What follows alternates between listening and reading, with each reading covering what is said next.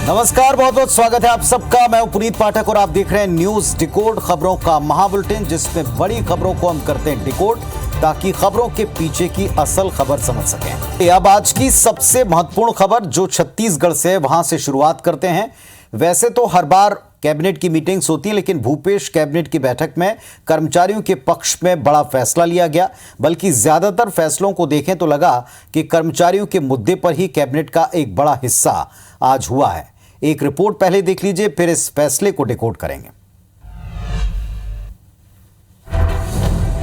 छत्तीसगढ़ के सरकारी कर्मचारियों के डीए में 5% की बढ़ोतरी कर दी गई है। सीएम हाउस में आयोजित कैबिनेट की बैठक में यह फैसला लिया गया कि अब छत्तीसगढ़ के सरकारी कर्मचारियों को 38% डीए मिलेगा। सीएम भूपेश बघेल ने ट्वीट कर इसकी जानकारी दी है। सीएम के मुताबिक इस फैसले से राज्य सरकार को हर साल 1000 करोड़ का अतिरिक्त वित्तीय भार आएगा। इस बैठक में मानसून सत्र की रणनीति, किसानों को पर्याप्त बीज उपलब्ध कराने, खाद की उपलब्धता और सरकार की आगामी रणनीति पर चर्चा हुई। सबसे महत्वपूर्ण है जो शासकीय कर्मचारियों का डीए है, महंगाई भत्ता का, उसमें 5% की वृद्धि की गई है। शासकीय कर्मचारियों का जो पेंशन की पात्रता अवधि 33 वर्ष और स्वैच्छिक जो सेवानिवृत्ति उसकी जो अवधि है वो 20 वर्ष से घटाकर 17 वर्ष की गई है। आपको बता दें कि विधानसभा चुनाव से पहले प्रदेश भर में संविदा और स्वास्थ्य कर्मचारियों ने सरकार के खिलाफ मोर्चा खोल दिया है। कर्मचारियों के कई वर्ग हड़ताल पर हैं। ऐसे में सीएम भूपेश बघेल का ऐलान काफी अहम माना जा रहा है। तो कैबिनेट मीटिंग्स का होना, जैसा हम कह रहे हैं कि वैसे तो रूटीन बात है, लेकिन अब की बार की भूपेश कैबिनेट की मीटिंग को लेकर इतना हाइप, इतनी चर्चा क्यों? इस बात को हम डिकोड कर रहे हैं आज। पहली बात यह कि साल के अंत में चुनाव से पहले मॉनसून सत्र वो अंतिम रूटीन सत्र होगा जिसमें सरकार बड़े कार्यों को पूरा करेगी। दूसरी बात, ये पहली भूपेश कैबिनेट मीटिंग थी जिसमें टीएस सिंहदेव डिप्टी सीएम के तौर पर शामिल हुए। तीसरा, इस मीटिंग में सरकार का पूरा फोकस सरकारी कर्मचारियों की नाराजगी को दूर करने को लेकर विभिन्न प्रस्तावों पर रहा है।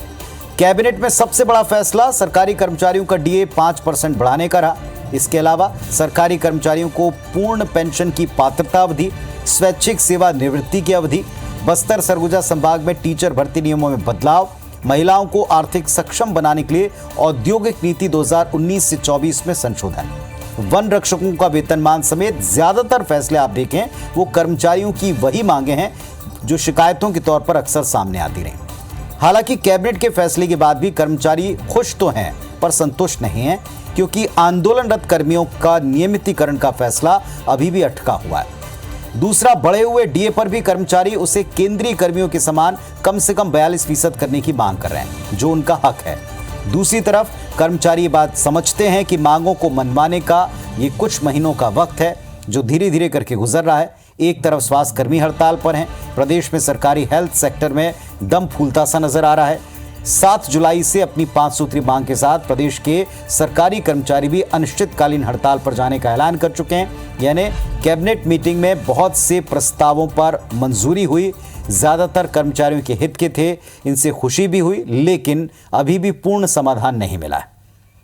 इधर छत्तीसगढ़ से जुड़ा एक और मुद्दा वो है कर्मचारियों से जुड़ा उनकी हड़ताल का मुद्दा। स्वास्थ्य कर्मी बेमियादी हड़ताल पर हैं। तीसरा दिन भी प्रदेश ने देख लिया। सरकारी अस्पतालों का बुरा हाल है। ज्यादातर नर्सिंग, पैरामेडिकल टेक्नीशियन से लेकर संविदा तक, डेली वेज तक सबके सब कर्मचारी नहीं आ रहे हैं और बुरा हाल सबका सब झेल रहे हैं वहां पहुंचने वाले मरीज और उनके परिजन। रिपोर्ट देखिए। जिंदाबाद जिंदाबाद, हल्ला बोल हल्ला बोल। छत्तीसगढ़ स्वास्थ्य कर्मचारी संघ 24 सूत्री मांगों को लेकर 4 जुलाई से हड़ताल पर है। इसी के साथ प्रदेश भर के सरकारी अस्पतालों के ज्यादातर कर्मचारी हड़ताल पर चले गए हैं। इसके चलते छोटे बड़े सरकारी अस्पतालों में सन्नाटा पसरा है। सबसे ज्यादा मुश्किल इलाज के लिए आने वाले मरीज और उनके परिजन को उठानी पड़ रही है, क्योंकि अस्पतालों के लगभग हर विभाग के कर्मचारी हड़ताल पर हैं। दूर दराज के इलाकों को छोड़िए, राजधानी रायपुर के ही प्राथमिक से लेकर सामुदायिक स्वास्थ्य केंद्र, डीकेएस अस्पताल, मेकाहारा और जिला अस्पताल तक में मरीज इलाज के लिए भटक रहे हैं। कर्मचारी नेताओं का कहना है कि कई बार अल्टीमेटम देने के बाद भी सरकार नहीं जागी, इसीलिए उन्हें हड़ताल पर जाना पड़ा। हम लोग इलाज कराने के लिए आए थे, वहाँ डॉक्टर लोग जांच किए हैं, ब्लड सब, और उसके बाद पर्ची दिए हैं। तो हमको बोले कि हड़ताल चल रहा है, हड़ताल चलने की वजह से दवा नहीं मिल रहा है। दिक्कत ये हो रही कि बंद है हॉस्पिटल, वो पूरा सकाई वाला। आज हम 15 दिन से बैठे हुए हैं, पूरी सकाई बोल रहे आज से होगा कल से होगा, चालू नहीं हो रहा है। बोलते हैं सुई दवाई जो भी है सब बाहर से ही लिख कर दे रहे हैं और कोई इसमें ट्रीटमेंट का समझ में नहीं आ रहा है। संविदा स्वास्थ्य कर्मचारियों ने अब तक प्रदर्शन खत्म करने के कोई संकेत नहीं दिए हैं, लेकिन डिप्टी सीएम सिंहदेव ने जल्द बड़ा फैसला लेने का दावा पिछले दिनों किया था। देखते हैं उनके वादे का क्या होता है। सरकार का पूरा प्रयत्न है कि हर हाल में कर्मचारियों को साध लें, क्योंकि एक बहुत बड़ा हिस्सा कर्मचारियों का प्रदेश में निवास करता है, नजदीक में चुनाव। तो दूसरी तरफ आंदोलन के सिवाय कर्मचारियों को कोई और विकल्प दिखता नहीं। क्यों ऐसे हालात हैं, डिकोड करते हैं। प्रदेश में लगभग 88,000 संविदा, अनियमित और दैनिक वेतनभोगी कर्मचारी आंदोलन की राह पर हैं। सबसे बड़ी मांग यही है कि इन कर्मियों को नियमित करें। हाल ही में राज्य के पहले डिप्टी सीएम बने टीएस सिंहदेव ये संकेत दे चुके हैं कि अब की बार की कैबिनेट मीटिंग में नियमितीकरण को लेकर फैसला हो जाएगा। लेकिन मीटिंग हो गई, भूपेश कैबिनेट में कर्मचारियों के हित पर कई फैसले भी सामने आए, पर नियमितीकरण पर मामला अभी भी अटका पड़ा है। वजह वही पुरानी बताई गई कि अब तक सभी विभागों का डेटा नहीं आया है। सबसे बात करके इस पर आगे बढ़ा जाएगा। दूसरा, इसमें विज्ञापन और सीधी भर्ती से काम करने वाले लगभग 50,000 कर्मचारी हैं, जिनके नियमितीकरण की राह में कोई समस्या नहीं। समस्या है बचे हुए 36 से 37,000 कर्मचारियों की, क्योंकि वायदा सबको लेकर किया गया, लेकिन इनके नियमितीकरण का कोई नियम फिलहाल मौजूद नहीं। अंतिम बात यह कि पड़ोसी राज्य मध्य प्रदेश में अभी 2-3 दिन पहले ही तकरीबन 48,000 दैनिक वेतन भोगियों को वहां की सरकार ने स्थायी कर्मी योजना में शामिल करने, महंगाई भत्ता, एनपीएस, वेतन वृद्धि, अनुकंपा नियुक्ति, नियमित कर्मचारियों की तरह सुविधाओं की घोषणा कर दी। जाहिर है कि इसका दबाव भी है। कर्मचारी वहां का उदाहरण बार बार यहां सरकार के सामने देकर चुनौतियों को बढ़ा रहे हैं। इसी बारे में 5 सूत्री मांग पर एक बार फिर से प्रदेश भर के कर्मचारी आंदोलन की राह पर हैं, और अब की बार वो कहते हैं कि अनिश्चितकालीन जब तक सरकार मान नहीं लेती तब तक वो उस पर अडिग रहेंगे। पिछली सरकारों के वक्त भी ऐसे आंदोलन चुनौती बने, इस बार भी चुनौती है। देखना होगा कि सरकार क्या विकल्प निकालती है, कैसे इनको बनाती। अब आते हैं सबसे बड़े मुद्दे पर, जिस पर एक के बाद एक 3-4 दिन से पूरे देश का मीडिया इसे फॉलो कर रहा है। सोशल मीडिया पर भी इसमें बहुत से कमेंट्स हैं। सीधी का पेशाब कांड, शिवराज सरकार की जमकर किरकिरी इस कांड ने कराई। डैमेज कंट्रोल के लिए स्वयं उतरना पड़ा मुखिया को। शिवराज सरकार ने पीड़ित को सीएम हाउस आमंत्रित किया। दिन भर जो तस्वीरें थीं इस पर खूब चर्चा हुई है। पहले रिपोर्ट देखें, फिर डिकोड करेंगे। सीधी पेशाब कांड के पीड़ित आदिवासी युवक और उसके परिवार से आज मुख्यमंत्री शिवराज सिंह चौहान ने सीएम हाउस में मुलाकात की। सीएम शिवराज सिंह चौहान पीड़ित आदिवासी का हाथ पकड़कर उसे भीतर ले गए, कुर्सी पर बैठाया, पांव धोए, आरती उतारी और तिलक भी लगाया। शॉल उड़ाकर शिवराज ने उनका सम्मान भी किया और गणेश जी की प्रतिमा भी भेंट की। सीएम ने कहा कि इस घटना से वो बहुत दुखी हैं। सीएम ने पीड़ित और उनके परिवार से सरकार की योजनाओं का फीडबैक भी लिया। मेरे लिए दरिद्र ही नारायण हैं और जनता ही भगवान है। मन की व्यथा और पीड़ा कम करने के लिए मैंने आज दसमत को यहां बुलाया। मैंने दसमत के पैर धोए, पानी माथे से लगाया ताकि मेरी व्यथा और दर्द कम हो सके। इधर कांग्रेस इस मुद्दे को सियासी हवा देना चाहती है और आरोपी के पूरे घर को गिराने की मांग कर रही है। इधर सियासी पंडित भी सीएम शिवराज की इस पूरी कवायद को डैमेज कंट्रोल की कोशिश बता रहे हैं, ताकि आदिवासी वर्ग नाराज न हो जाए, क्योंकि प्रदेश के 22% वोट बैंक की नाराजगी के साथ सरकार में वापसी मुश्किल होगी। तो गणित तो एकदम सीधा सा है, लेकिन जो तस्वीरें देखी गईं और जो तस्वीरें देश के भीतर चर्चा का विषय बनी, उसको डिकोड करना बहुत आवश्यक है। सीधी पेशाब कांड न सिर्फ मध्य प्रदेश बल्कि पूरे देश में हलचल और सुर्खियों में है। 2 दिन पहले वायरल वीडियो पर हल्ला मचा, एक दिन बाद आरोपी का घर बुलडोजर से गिराया गया, तीसरे दिन डैमेज कंट्रोल में स्वयं मुख्यमंत्री शिवराज दिखे। पर कुछ डैमेज ऐसे होते हैं कि जिनका कंट्रोल करना बड़ा मुश्किल होता है। इसे डिकोड करते हैं। पहली बात यह कि जिस अंदाज में मुख्यमंत्री ने आगे बढ़कर पीड़ित का अपने आवास पर स्वागत किया, पैर धोए, आरती उतारी, तिलक लगाया, उससे सुदामा कहकर पुकारा, स्वयं माफी मांगी, कहा बुरा लगा। इंसानी तौर पर, मानवीयता के नाते इससे अधिक जेस्चर भला और क्या हो सकता है। लेकिन चूंकि आरोपी सत्तासीन दल का ही कार्यकर्ता रहा है, उसकी करतूत पर ना तो कोई सफाई हो सकती है और ना ही सीधे तौर पर कोई माफी बनती है। इसीलिए इस मामले में बीजेपी बैकफुट पर रही है। दूसरी तरफ कांग्रेस ने भी इस मुद्दे पर बीजेपी को घेरने, आदिवासी विरोधी बताने का एक भी अवसर छोड़ा नहीं है, कोई कसर नहीं रखी। पार्टी और सरकार को भी ये बात पता है कि अब की बार बुलडोजर चलाने मात्र से काम नहीं चलेगा। इसीलिए मुखिया के नाते स्वयं मुख्यमंत्री जी ने माफी मांगी, प्रकरण पर शर्मिंदगी जताई, हर संभव मदद दी। पीड़ित के साथ मुख्यमंत्री के आज के इस पूरे व्यवहार पर लोगों की प्रतिक्रिया, राजनीतिक नहीं कह रहे हैं, आम लोगों की प्रतिक्रिया भी काफी मिक्स दिखी है। आपने भी देखी होगी। पर सवाल यहां पर है कि क्या जो डैमेज हुआ वो कंट्रोल होगा? चुनावी साल में डैमेज हुआ है तो फिर आपको पिछले चुनाव का एक डेटा भी याद रखना पड़ेगा। 2018 के चुनाव में बीजेपी को प्रदेश की 47 आदिवासी बहुल सीटों में से 16 सीटें मात्र मिली थी। मिशन अब की बार यह था कि 40 पार जाएंगे, इन 40 सीटों को जीतकर आदिवासी वर्ग को अपने पाले मिलाएंगे। पर जो जख्म इन तस्वीरों ने दिए हैं, क्या वो आज की मरहम वाली तस्वीरों से भर जाएंगे? ये सवाल अब भी रह जाता है। जवाब आदिवासी वर्ग के पास में है, उनके जहन में है कि वो इस जेस्चर को कैसे लेते हैं, वे इस माफी को कितना स्वीकार करते हैं। मध्य प्रदेश की बात करेंगे। चुनावी संग्राम जोरों पर है, लेकिन ग्वालियर चंबल में अब की बार सियासी लड़ाई बड़ी दिलचस्प रहेगी। कभी एक साथ रहने वाले, ताकत बनने वाले नेता अब पानी पी पी कर अपने बड़े नेताओं को कोस रहे हैं। क्यों हम ऐसा कह रहे हैं, रिपोर्ट देखिए।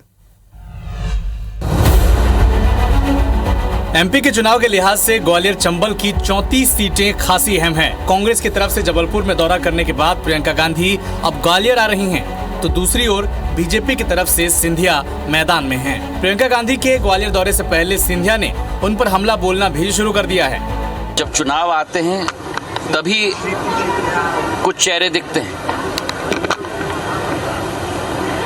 वादे करते जाते हैं, रेवड़ी बांटते हैं और फिर दोबारा 5 साल बाद ही दिखते हैं। वादा खिलाफी का इतिहास रहा। पिछली बार कांग्रेस की ओर से ग्वालियर चंबल के चुनाव प्रचार की कमान ज्योतिरादित्य सिंधिया के पास थी और अब सिंधिया बीजेपी के साथ हैं। जाहिर है प्रियंका गांधी के चेहरे का इस्तेमाल कर कांग्रेस अपने पक्ष में ग्वालियर चंबल में माहौल बनाना चाहती है। तो कांग्रेस का हाथ छोड़ने से पहले सिंधिया और गांधी परिवार के रिश्ते सबको पता है। खासकर राहुल, प्रियंका गांधी से नजदीकी किसी से छिपी नहीं थी। लेकिन बीजेपी में आने के बाद सिंधिया ने सीधे तौर पर कभी भी राहुल और प्रियंका पर हमला नहीं बोला। पर अब चुनाव नजदीक हैं, खुलकर हमला बोला जा रहा है। तो इस स्थिति को भी जरा डिकोड करें कि इससे कितना नुकसान होगा और क्या प्रदर्शित होता है। दरअसल ग्वालियर चंबल की 34 सीटें दोनों दलों के लिए बड़ी इंपॉर्टेंट है। मध्य प्रदेश में पिछली बार यहां से चुनाव प्रचार की जिम्मेदारी स्वयं सिंधिया संभाल रहे थे। अब कांग्रेस के सिंधिया का कद का नेता कम से कम इस वक्त वहां दिखता नहीं है। प्रयास बहुत जारी है कि दूसरे यूथ को वहां रखा जाए। इन सीटों पर कांग्रेस के पक्ष में माहौल बनाने के लिए प्रियंका गांधी सबसे मुफीद चेहरा है जो मैदान में उतर रही हैं। प्लान बन चुका है। इधर सिंधिया खेमे की बात करें तो वो गांधी परिवार पर निशाना साध करके नाम लें या ना लें, प्रदेश और केंद्र की राजनीति में खुद को मोदी शाह के करीब और भारतीय जनता पार्टी का सबसे दमदार नेता जरूर जताना चाहते हैं। तीसरी प्रमुख बात यह कि पिछली बार हुए उपचुनाव में ग्वालियर चंबल से कांग्रेस के बागी नेता बीजेपी के सिंबल पर चुनाव जीते। कांग्रेस इस बार इसको दोहराना नहीं चाहती और बीजेपी के लिए ये चुनाव आसान होने देंगे ऐसा लगता नहीं। दोनों दल कोई खतरा लेना नहीं चाहते। ऐसे में अपने नेताओं का प्रोजेक्शन और विरोधी नेताओं को खारिज करना, ये काम तो अब जोरों पर होगा। और चंबल से ही वो स्क्रिप्ट लिखी गई थी सत्ता परिवर्तन की, उलटफेर की, तो फिर अब की बार वहां सबसे ज्यादा संघर्ष दिखना तय है। अब आते हैं छत्तीसगढ़, जिस अंदाज में सियासी सुलह का केंद्र बनकर दिखा था, क्या यहां का फॉर्मूला राजस्थान में कांग्रेस फिट कर रही है? देखिए रिपोर्ट।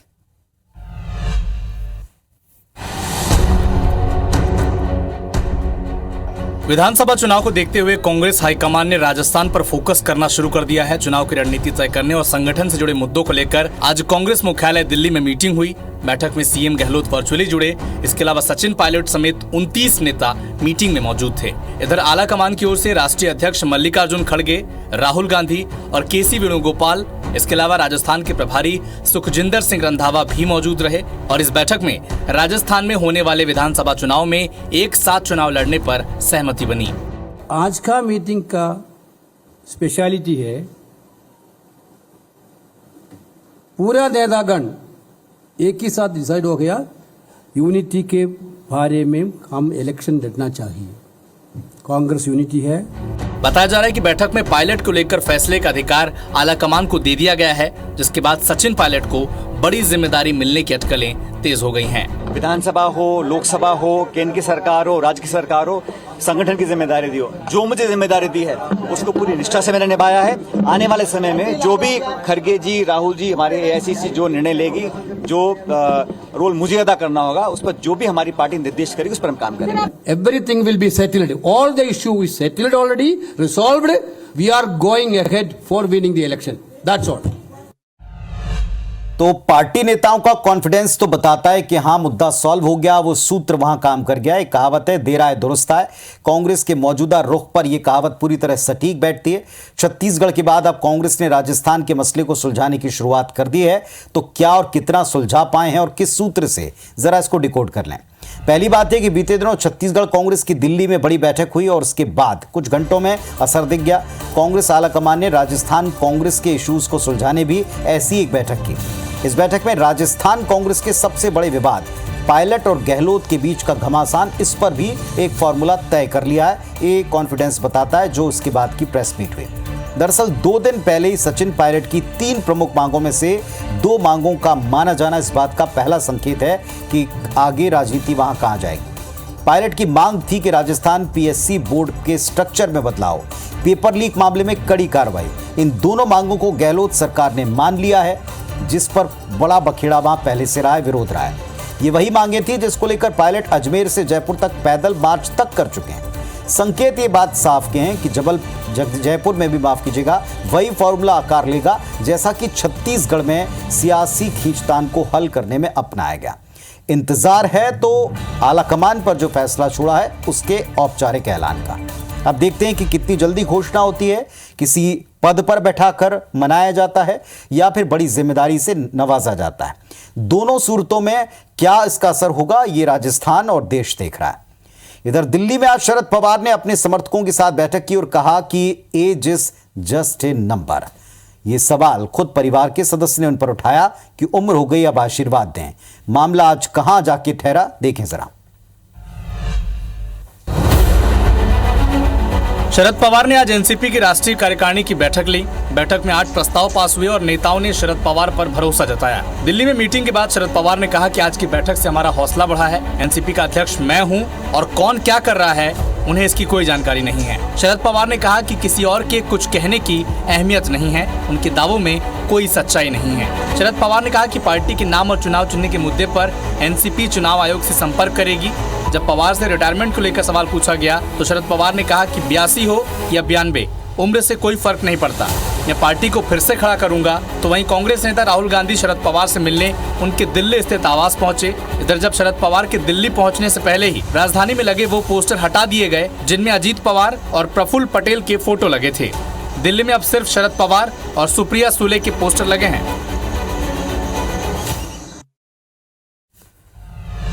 तो एक बात तो तय है कि आने वाले वक्त में महाराष्ट्र में वही सब कुछ देखने को मिलेगा जो शिवसेना किसकी, शिवसेना पर किसका अधिकार, सिंबल संपत्ति कौन से गुट को जाएगी। यहां भी कमोबेश वही चीजें हैं। यहां तो एक ही परिवार के बीच में घमासान है, तो उस एक परिवार के घमासान में फैसला कितने स्तरों पर जाकर होगा ये तो नहीं पता, लेकिन लंबा जाएगा इतना तय है, क्योंकि अभी एक पार्टी को लेकर फैसला वहां हुआ नहीं और दूसरी पार्टी में फूट इस तरह सामने।